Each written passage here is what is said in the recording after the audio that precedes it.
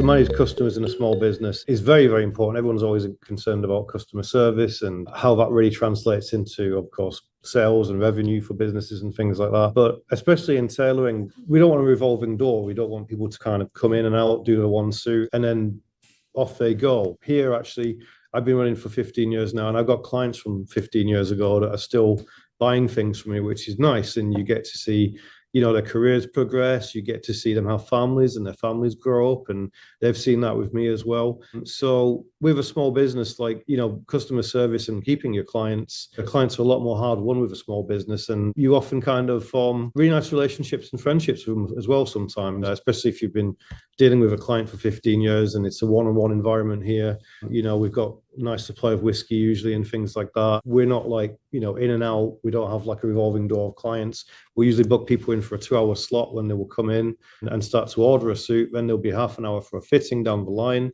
and then a half an hour of like the pickup. So, we probably got, in terms of not even making the suit, but we probably got about like at least 2 hours of FaceTime with 3 people dealing with that client at any one time. So we really get to know our clients, and it helps us to deal with them a little bit better as well, because once you understand the client's needs, then you can either provide those needs or you cannot. So, if somebody came to me with some kind of project that I couldn't do and it was out of my remit or something I wouldn't want to do, then I would send them to someone else that could do that better. You always need to know what your client is asking you for and what they want, and if you can provide it. And that's always an important part of service, really, I think.